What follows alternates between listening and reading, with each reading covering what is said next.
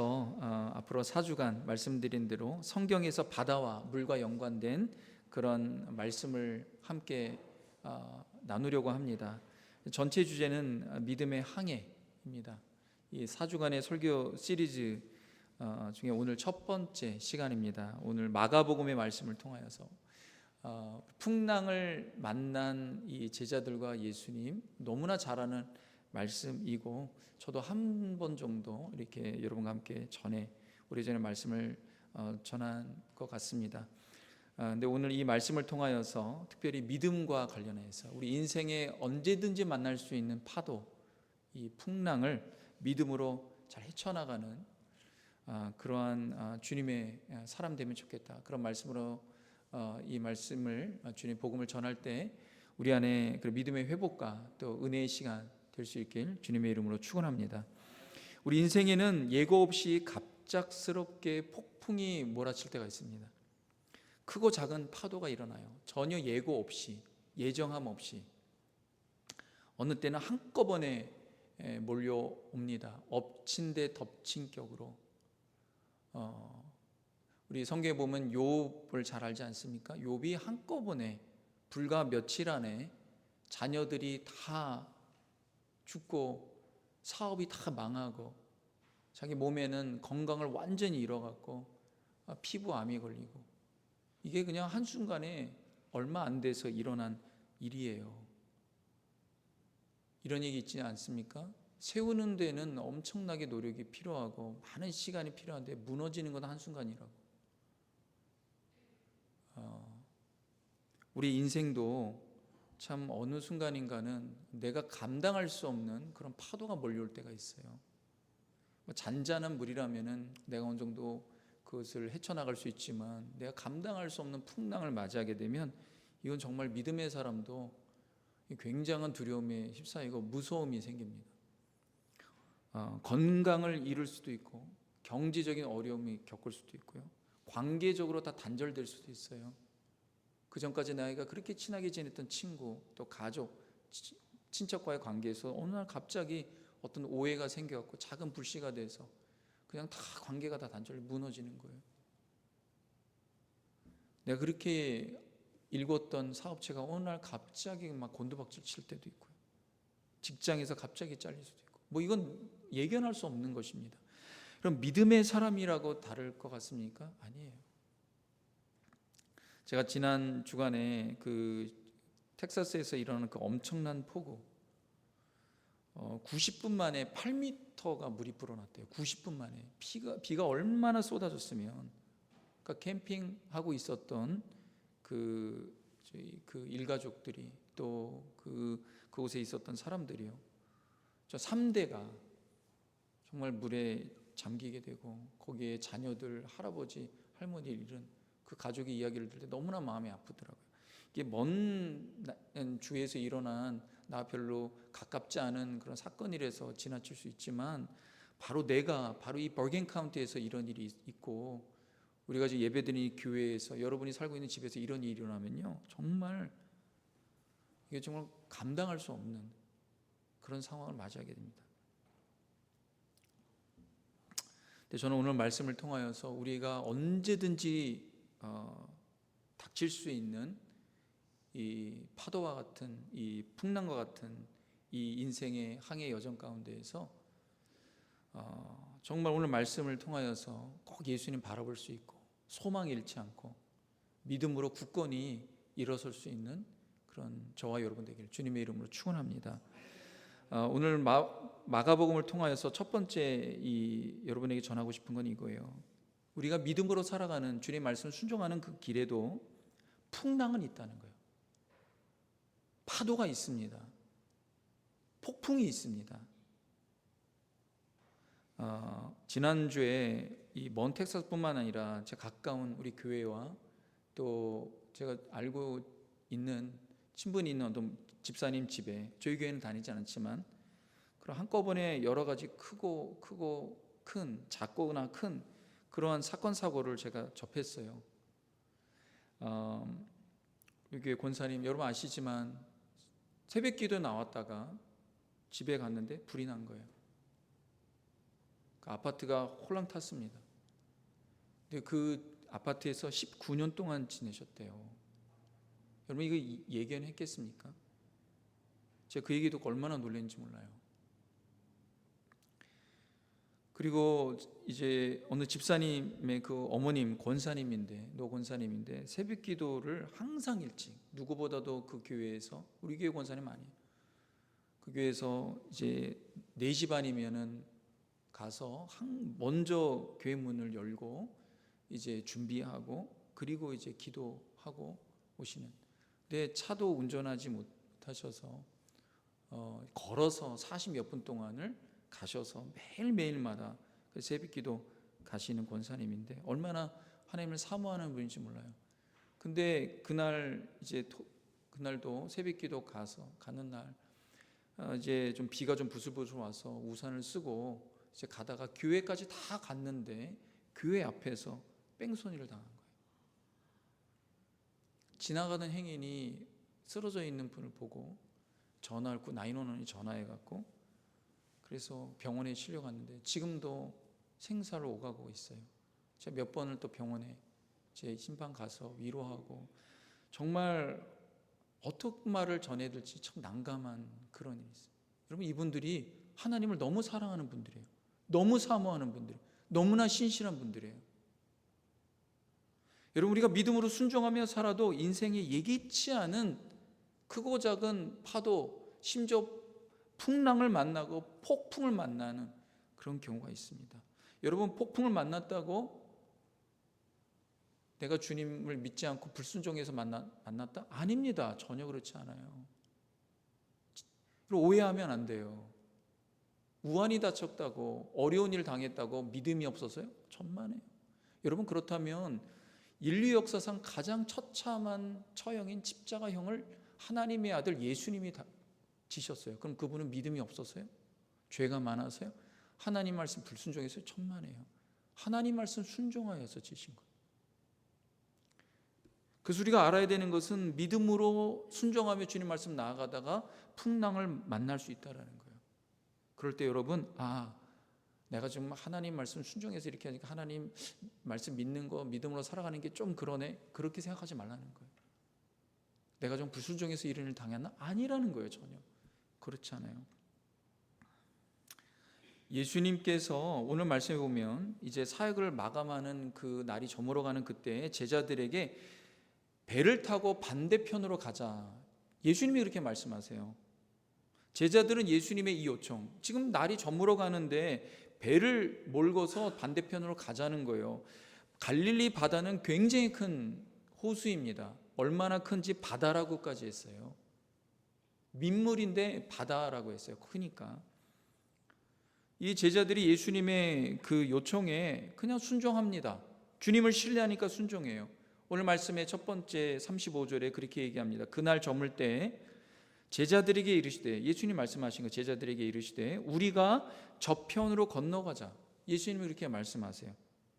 여러분 날이 저물면은 보통 배를 움직이지 않습니다. 그 당시 땐 전기가 없어갖고 밤이 되기 전에 다 배를 물려요. 근데 예수님께서 제자들에게 날이 저문데 배를 타고 저쪽 건너편으로 가자는 거예요. 그 넓은 바다를 어떻게 건너서 갑니까? 꼭두 새벽에. 그러니까 이 제자들이요, 믿음이 없었던 사람들이 아니에요. 예수님 말씀을 믿고 순종한 거예요. 순종해서 간 겁니다. 근데 얼마 가지 않아서 큰 광풍을 만납니다. 큰 광풍이 일어나요. 파도가 너무 심하니까 배가 파손될 지경이 일어나요. 배에 물이 가득 찹니다. 그래서 배가 가라앉을 지경에 이릅니다. 여러분 제자들이요, 예수님 말씀 순종하여 온 거예요. 우리가 오해하는 게 있어요. 우리 믿음의 길에는 아무 어려움도 없고 아무 광풍도 없고 그냥 만사 어려움 없을 것이다. 아닙니다. 그렇지 않아요. 예수님 말씀에 믿음으로 순종할 때 광풍 만날 수 있어요. 믿음의 삶의 광야와 그냥 사망의 음침한 골짜기로 갈 수가 있습니다. 그렇다고 여러분 내가 가고 있는 주님 말씀 순종해서 가는 그 믿음의 방향이 틀렸다라고 생각하면 안 돼요. 믿음으로 가는 그 방향이 옳은 거예요. 잘 가신 겁니다. 우리를 위협하는 인생의 위기의 파도를 만날 때 주님이 우리에게 원하시는 것은 믿음으로, 주님을 바라봄으로 그 파도를 넘어서고 이기라는 거예요. 예수님께서 제자들에게 그 믿음을 가르쳐 주시기 위해서 실질적으로 그 광풍을 만나게 하신 거예요. 여러분, 여기 있는 이 제자들은요, 어부입니다. 어부예요. 어부입니다. 베테랑들이에요. 바다에서. 그런데 이런 광풍을 만나니까 두려움이 생깁니다. 저는 믿음의 사람은 넘어져도 일어서는 사람이라고 생각됩니다. 이 잠언 24장 16절에 보면 이런 말씀이 있습니다. 대저 의인은 7번 넘어질지라도 다시 일어나려니와. 의인은, 믿음의 사람은 7번 넘어져도, 여러분, 의인이 믿음의 사람이 안 넘어진다? 아니에요. 넘어져요. 근데 7번 넘어져도, 계속 넘어져도 또 다시 일어난다는 거예요. 여러분, 7번이라는 이 유대인의 숫자는요, 완전한 숫자예요. 그 7번 넘어져다가 완전히 넘어졌다는 거예요. 그래도 다시 일어나려니와. 다시 일어나. 시편 37편 24절에 시편의 기자가 이렇게 얘기합니다. 그는 넘어지나, 믿음의 사람은 넘어지나 아주 엎드러지지 아니함은 여호와께서 그의 손으로 붙드심이로다. 여러분, 믿음의 항해 가운데에서 풍랑이 만날 때 어렵고 힘들고 넘어지고 엎드러질 수 있어요. 그러나 완전히 엎어지지 않는 거예요. 여러분, 믿음의 항해에는 실패가 없습니다. 여러분, 실패했다고 생각하시면 안 돼요. 하나님이 여러분을 안 사랑하시고 돌보지 않는다 생각하지 마십시오. 하나님이 그 가운데 계십니다. 믿음의 사람은 하나님이 붙드시는 사람이에요. 한 번의 위기에도 믿음이 무너지지 않는 인생이 되어야 됩니다. 믿음의 사람은 넘어지는 것 실패가 아니에요. 인생의 풍랑이 믿음이 없어서가 아닙니다. 오히려 믿음을 든든히 하고 강건한 믿음의 사람이 되어가는 과정이라는 것을 아셔야 됩니다. 그래서 더욱 믿음으로 주님 바라봐야 되는 거예요. 두 번째는 이것입니다. 이 부분 분명히 알아야 돼요. 폭풍보다, 우리의 문제보다 더 크신 예수님께서 나와 함께 하신다. 제자들은 주무시고 계시는 예수님을 깨웁니다. 너무나 평온한 가운데 잠을 자고 계시는 예수님이에요. 근데 예수님을 부를 때 뭐라고 부르냐면 선생님이라고 부릅니다. 선생님, 라삐여, 우리가 죽게 된 것을 돌보지 아니하시나이까. 그렇게 해서 예수님을 깨워요. 이 폭풍 만나면 믿음의 사람, 지금 제자들이요, 바다에서 베테랑들입니다. 근데 죽음의 위협을 느끼고 있어요. 그리고 예수님 말씀 순종하여서 노젓고 간 거예요. 밤에는 물려야죠. 여러분, 제자들이 믿음이 아예 없다고 생각하시면 안 돼요. 믿음 있는 사람들입니다.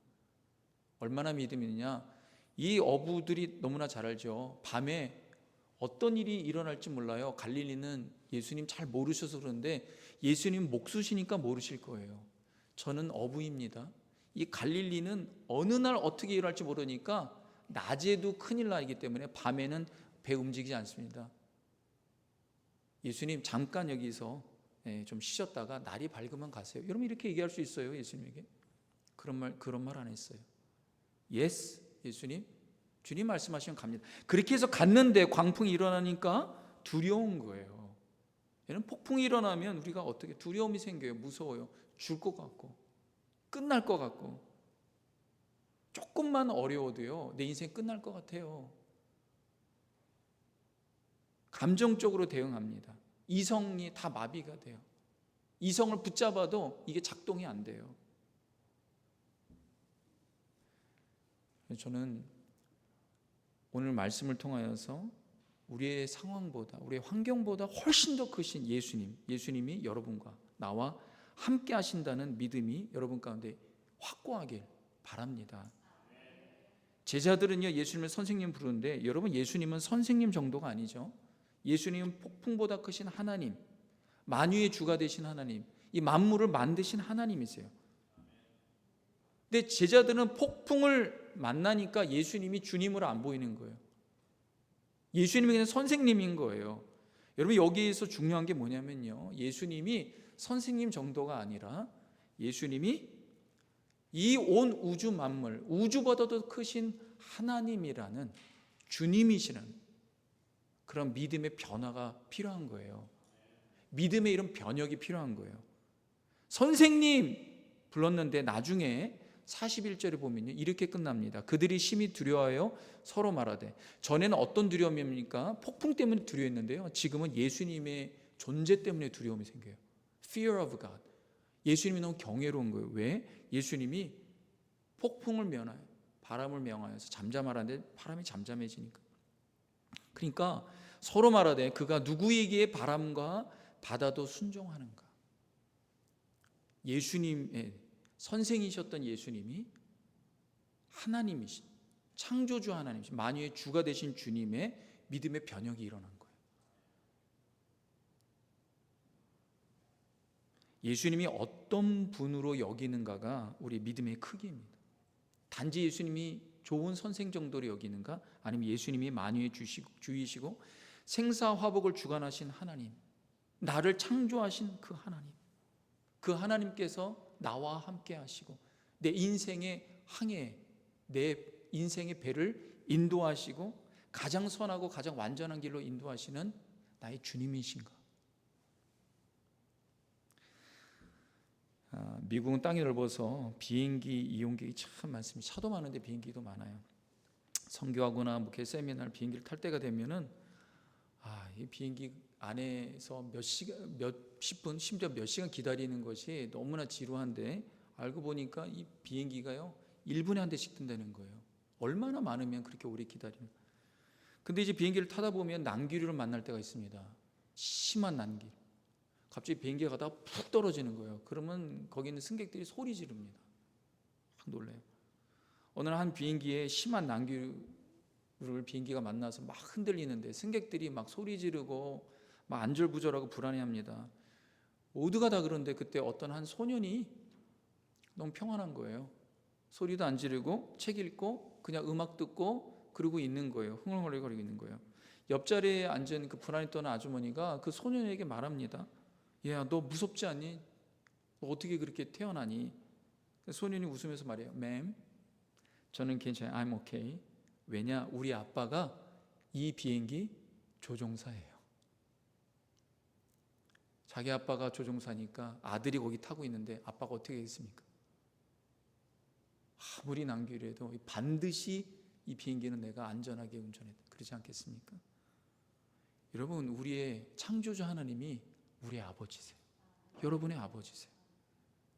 그래서 우리가 폭풍 만날 때 두려움보다는 찬양하고 감사하고 기뻐하고 주님을 소망하는 믿음의 사람이 되어야 됩니다.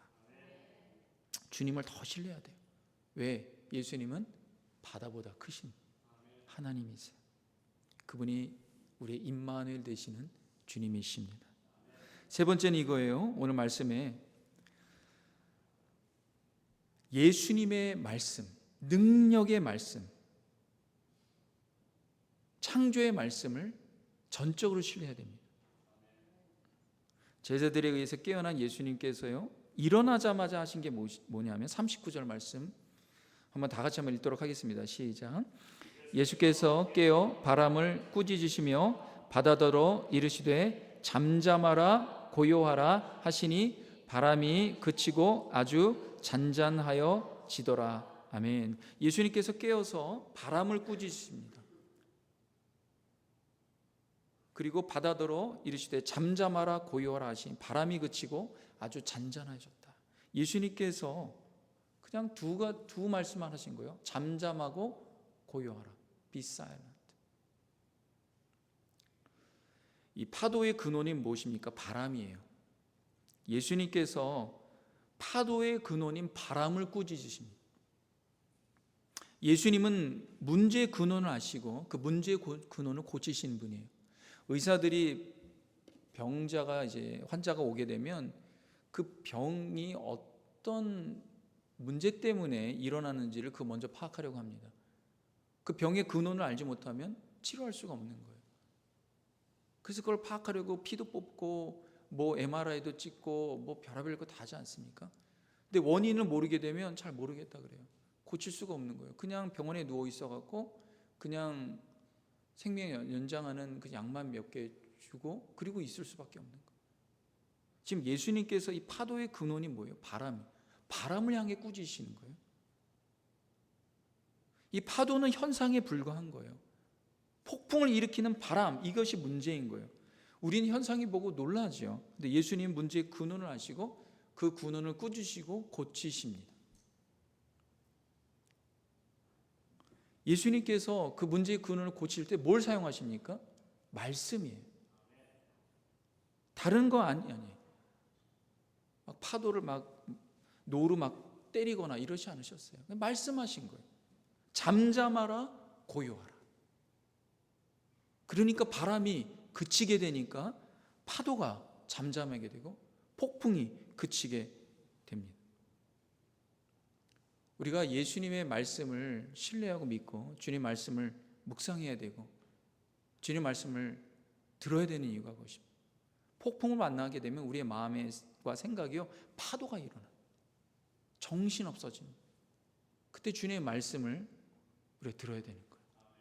주님 말씀을 묵상해야 되는 거예요. 그래서 우리가 기도하는 거예요. 주님 말씀이 들려지기 시작하면 우리 마음에 일었던 파도가 잠잠해지기 시작합니다. 왜? 우리 문제의 근원인 바람을 주님께서 그 말씀으로 잠잠케 하시기 때문에 그래요. 문제의 근원을 분명히 아시고 근원을 고치시는 분은 예수님밖에 없어요. 왜? 그분이 창조주 하나님이기 때문에. 예수님께서 제자들에게 이제 돌이키셔서 말씀하십니다. 제자들에게 믿음이 없음을 책망하세요. 40절에 보면 어찌하여 이렇게 무서워하느냐, 너희가 어찌 믿음이 없느냐, 이렇게 말씀하십니다. 지금 제자들에게 믿음을 가르쳐 주시기 위한 거예요. 예수님이 그 안에 함께 하시고 그분의 말씀은 생명의 말씀이고 문제의 근원을 잠잠케 하시는 능력의 하나님인데 왜 예수를 믿지 못했냐. 우리가 두려워하는 것은 무엇입니까? 환경과 상황이 우리 두려움의 대상이 될 때 결국에 우리가 믿는 것은 환경과 상황이에요. 우리가 믿는 것이 환경이 되면 안 돼요. 문제가 되면 안 돼요. 우리의 믿음의 대상은 예수님과 그분의 말씀이어야 됩니다. 그래서 매번마다 우리가 잊어버리니까 사람이 얼마나 쉽게 망각하는지 몰라요. 다 아는 말씀도 막상 폭풍과 같은 환경이 몰아치면 기억이 안 나요. 그래서 우리가 매번마다 주님 앞에 나와서 기도하고 예배드리고 말씀 듣고 주님 앞에 나와야 되는 이유가 그것입니다. 하나님은 모든 지각에 뛰어나신 하나님입니다. 여러분 인생의 파도를 만날 때 믿음으로 예수님을 바라봐야 합니다. 예수님은 그 어떤 인생의 폭풍보다 크신 하나님이라는 걸 여러분 알아야 돼요. 다시 한번 말씀드리지만 예수님은 창조주 하나님입니다. 폭풍이 더 커 보이면 안 돼요. 뭐예요? 예수님이 훨씬 커 보여야 돼요. 믿음이라는 게 뭐냐? 예수님을 크게 만드는 거예요. 믿음이 없어지면 예수님이 너무나 작게 보이고 환경이 너무 커 보이는 거예요. 저는 그래서 믿음의 챔피언 마인드가 필요하다는 생각이 들어요. 제자들이 폭풍을 만나니까 바다에서 그렇게 베테랑도요 거기서 완전히 그냥 나는 실패했다, 난 끝났다, 난 죽었다 이런 마인드가 생기는 거예요. 믿음의 실패 마인드가 생기는 거예요. 예수님께서 승리하는 마인드. 사단은 언제든지 모든 주변에 있는 상황을 더 크게 보이도록 만듭니다. 예수님을 작게 만들어요. 여러분 예수님이 커야 됩니다. 무엇보다도 크신 분으로 그렇게 인도하는 것은 믿음입니다. 말씀 마무리하면서 이 말씀을 꼭 하고 싶어요. 지난주에 있었던 교통사고로 중환자실에 누워 계신 우리 권사님, 평생 새벽기도 제일 먼저 나와 불 켜시고 기도하시는 분, 그런 분이 교통사고로 교회를 가는 길에 이제 사고가 나서 병원에 주간처치했다. 어떤 분은 새벽 기도하시는 분이 왜 그런 사고를 당합니까? 하나님 너무하신 건 아닙니까? 네, 그럴 수 있어요. 정말 인간적으로 그렇게 생각이 돼요. 저도 이 얘기를 듣고 또 우리 교회 권사님 또 그 일을 당하신 거 보면 새벽 기도하는데 주님 좀 그래도 좀 이거 너무하신 거 아닙니까? 주님을 사모하는 마음으로 그렇게 주님 바라보고 신실한 분들인데, 근데 주님께서 저에게 이런 생각을 하게 하셨어요.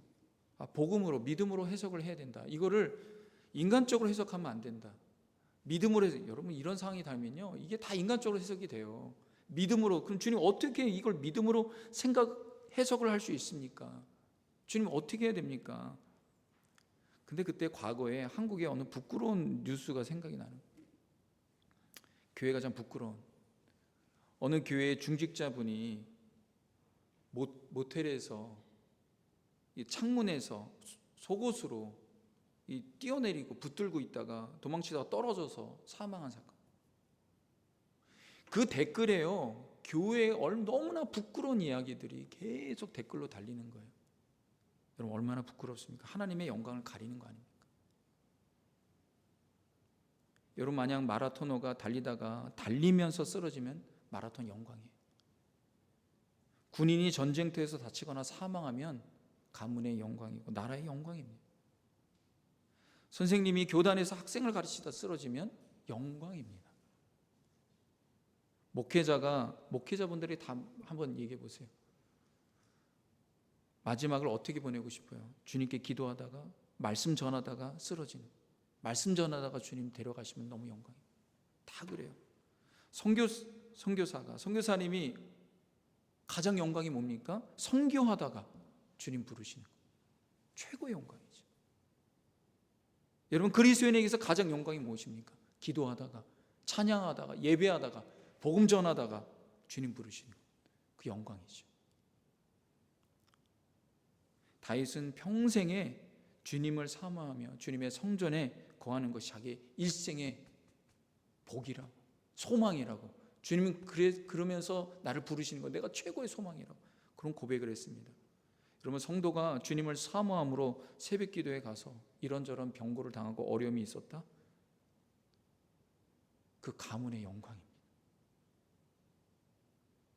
제 아버지께서 매번마다 하시는 말씀이 있어요. 천국을 이야기하시면서 하는 말씀이, 아버지께서 이제 심호하시던 교회에 그 권사님인데 그분은 20대 때 소박을 맞아서 아기를 못 낳는다는 이유로 소박을 맞아갖고 자기 동생네 집에 그냥 얹혀서 사는 그런 분인데 어느 날 복음을 듣고 예수님을 믿은 거예요.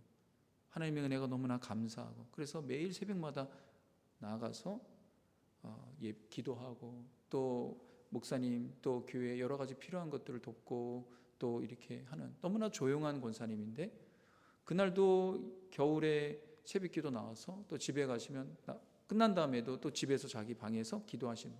근데 기도하는데 기도가 너무 긴 거예요. 식사할 시간이 됐는데 1시간 지나도 안 와요. 그래서 조카가 가서 보니까 이상한 거예요. 엄마 이모가 이상해. 가서 보니까 기도하는 자세로 숨을 안 쉬는 거예요. 이러고 그냥 하나님께서 부르신 거예요. 근데 그 얼굴이 너무나 천사의 얼굴이어서 그 교회에서 처음이자 마지막으로 5일장을 했대요.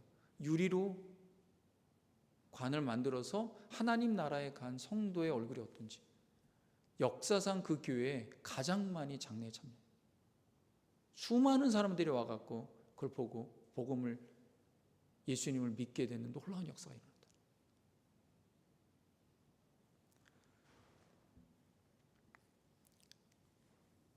저는 이 교회 권사님 토요 새벽 기도에 나오시고 집에 돌아가서 불이 난 거예요. 얼마나 황당합니까? 네, 이런 말씀을 하시는 거예요. 집에 내가 그 시간은 잠자고 있는 시간인데 만약에 자고 있었다면 어떻게 됐을까? 화상 전혀 입지 않았어요. 하나님께서 몸을 성하게 하셨어요. 감사한 거죠. 근데 무엇보다도요, 토요일 날 그런 일을 당했는데 그 다음 날 주님 앞에 나와서 예배드리고 똑같이 삶은 폭풍이지만 주님을 신뢰함으로 주님 앞에 나와 예배드리고 하나님께 찬양하고. 한 번 더 말씀드립니다. 잠언 24장 16절, 시편 30편 24절. 대저 의인은 7번 넘어질지라도 다시 일어나려니와 악인은 재앙으로 말미암아 엎드러지니라. 시편 30편 24절 그는 넘어지나 아주 엎드러지지 아니하면 여호와께서 그의 손으로 붙드심이로다. 사랑하는 성도 여러분, 믿음으로 인생의 파도를 넘어설 수 있는 저와 여러분들에게 주님의 이름으로 축원합니다. 기도하겠습니다. 하나님 감사합니다. 우리의 삶을 가장 선한 길로 완전한 길로 인도하시는 주님을 찬양하며 우리 문제보다도 훨씬 더 크신 창조주의 하나님 우리와 함께 하심이나요 감사하며 예수님의 이름으로 기도합니다. 아멘. 우리 차례